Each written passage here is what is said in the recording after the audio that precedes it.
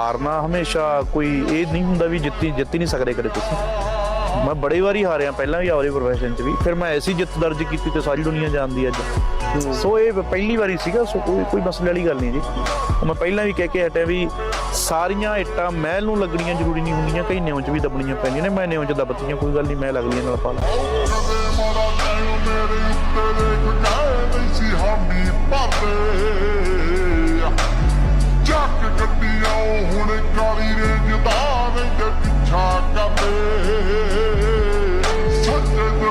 Salute ਉਸ ਰੱਬ ਨੂੰ ਜਿਹਨੇ ਕਾਨੂੰਨ ਭੰਨਿਆ।